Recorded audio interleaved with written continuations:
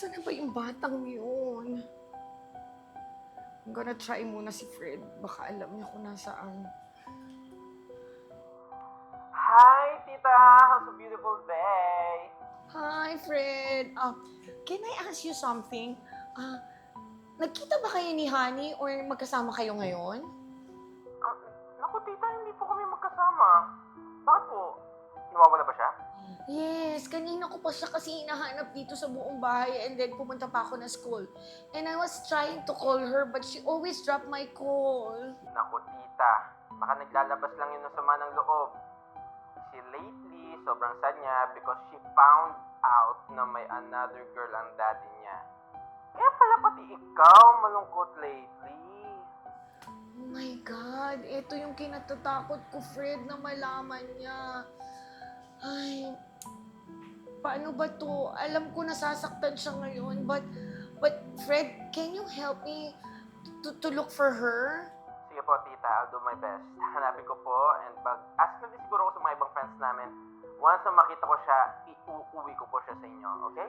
Okay, Fred, thank you very much. But please update me and then I will try to go to call or go na doon sa bahay ng daddy niya. Baka nandun siya. Thank you, Fred. Go, tita. Basta huwag kayo masyadong mag-alala, okay? Hanapin ko siya. Makikita natin si Honey. Okay, sige, thank you. Saan ka na yung batong yun? Saan bang asawa ko na asawa mo ngayon na inagaw mo sa akin? Wala siya dito. Pakisabi nga sa asawa ko umuwi muna siya. May pag-uusapan lang kami. Ganyan ka na ba talaga kadesperada ngayon? Hindi ako desperada. Kailangan ko lang siya makausap. Wala nga siya dito. Bakit ba ang kulit mo? Hindi ako makulit. At wala akong pakialam sa inyong dalawa ni Odi. Isaksak mo siya sa baga mo. Kailangan ko siya makausap. This is concern about my daughter. Talaga lang ha. Ginawit mo pa yung anak mo. Kapal din talaga ng mukha mo, no? Hindi ka na mahal ni Odi. Ako na yung mahal niya ngayon. Wala akong pakialam. Sasabihin mo sa kanya umuwi siya. Kailangan namin mag-usap. Pag nagawa mo to, iyong-iyo siya. Pero pag hindi, hindi ko kayong dalawa titigilan. Umalis ka na dito sa pamamahay ko. Hindi mo ko kailangan ipagtabuyan. Ang init-init itong bahay mo, parang impyerno. Kasi merong nakatirang isang demonyo katulad mo.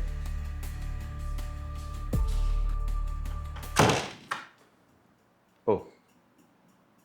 Ba't ganyan yung mukha mo? Parang aburido ka. Paano hindi ang magiging aburido? Pumunta dito yung asawa mo. What? Nagpunta dito si Michelle? Bakit daw? Sinaktan ka ba niya?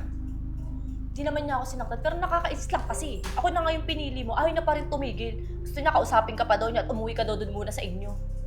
Pinapauwi ako? Bakit daw? May problema ba? Para daw sa anak niyong si Honey. Ginamit pa talaga yung anak niyo para akiting ka ulit. Para sa anak namin? Ano nangyari? Sige. Pero pupuntahan ko na lang para malaman ko. Siguraduhin mo lang para sa anak niyo, hindi para dun sa asawa mo luka-luka. Kung mag-alala, babe, babalik ako. Sige na.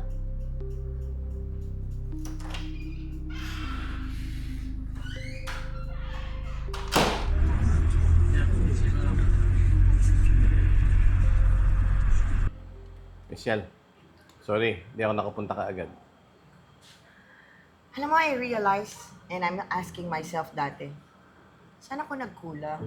Ginawa ko naman lahat just to save this family. But when I saw your mistress, doon ko lang nalaman, bumaba na pala talaga yung standards mo. Michelle, this is not between you and me. Yes, this is between you and I. Akala ko nga I can save this family eh. Pero paano, Kit? Paano? Eh kung ikaw mismo ang nandito sa pamilyang to, this is useless. Michelle, we are doing this for Honey. Hindi! You're doing this for yourself. Alam mo, hindi ko nga alam eh. Ano ka para kay Honey? You're just a father that always break his promises. Nasaan ka nung kailangan ka ng anak mo? Teka. Bakit ba nagpuputok ang butsi mo? Ba't ba galit na galit sa akin ngayon? Nawawala si Honey! Nawawala ang anak mo! What? Oo! Kanina ko pa siya hinahanap. I'm trying to call her, pero she always drop my call. Hinalughog ko na yung buong bahay, wala siya. Tinawagan ko yung mga kaibigan niya, pero hindi nila alam kung nasaan si Honey. Tama na! Hanapin na natin si Honey. Huwag na. Doon ka na lang sa kabit mo. Kaya ko namang palakihin si Honey ng kami lang eh. We deserve someone better. Na tatanggapin kami at mamahalin kami lagi.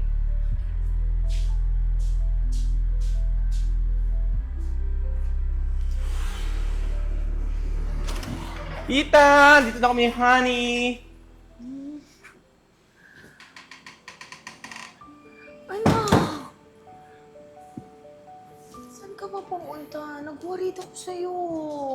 I'm so sorry, Mommy. I made you worried. Sobrang saktan lang po ako talaga nung nakita ko po si Daddy na kasama niya po yung mistress niya. And then, I realized that tayo na lang pong dalawa. But, I'm okay with it lang po. Sorry, anak, ha?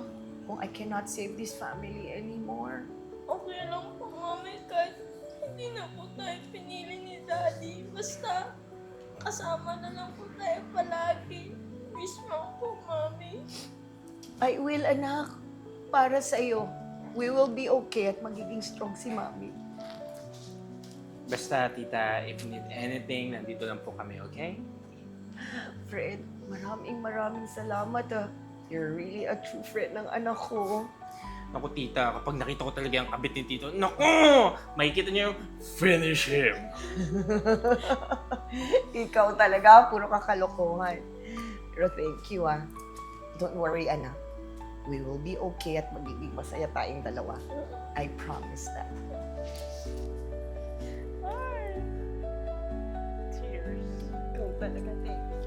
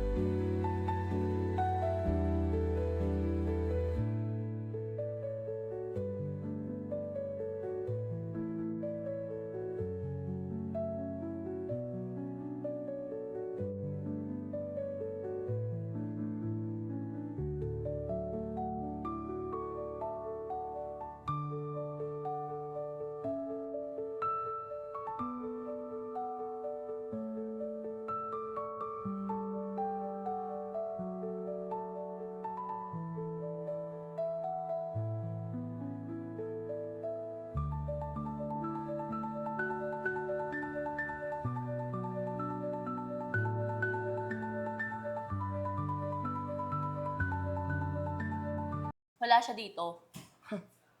Pakisabi nga sa asawa ko, umuwi muna siya. May pag-uusapan lang kami. Ganyan ka na ba talaga? Ay, dumaan siya!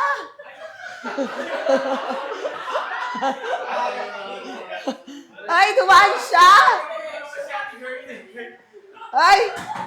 Ay, dumaan si Ian! Wala nga siya sabi dito. Pakisabi nga sa kanya, umuwi siya dahil kailangan ko siya makausap kay concern ako dahil sa... Puro ako dahil. Kasi nakalimutan ni Eya yung ang kulit-kulit mo. Bakit ang kulit mo? Wala siya dito, bakit ang kulit mo? Kailangan ko lang siya makausap, ha? At pakisabi sa kanya, umuwi siya dahil to sa anak niya. Huwag ka mag-alala. Iyo siya. Mawawala ako sa galit. Basta sabihin mo sa kanya, umuwi siya muna. Yes, this is between you and I. Kalimutan ko. Okay, akala ko I can save this family. Okay, ako, kasi merong tumatapak sa paa ko. Okay. Popa, 3 counts namin para sa'yo. Okay. Oh, kung ikaw mismo ang nandito sa pamilyang to, this is useless. Michelle, we are doing this for Honey. Hindi. You're doing this for yourself. Ano? Akala ko nga eh. Dali na naman ako. Alam ko ang aaminin mo na kay... Yes, you're doing this for yourself. Alam mo? Oh, kanina ko pa siya hinahanap. Wala siya dito sa buong bahay. Tinawagan ko siya pero she always drop her call. My call. Sorry. My sorry. Okay. Hi guys, I'm Ea Aison. Stay connected and don't miss out on our new content. Subscribe to our YouTube channel, follow us on Facebook and TikTok. Watch out for our exclusive events solely for our YouTube membership. With the crazy ones, life never gets old. So sweet. Yay! Oh yeah. So wherever we go, the story's told. With the crazy ones, life never gets old. Let's go. Living this life, feeling it in our soul. With the crazy ones, yeah, let's roll.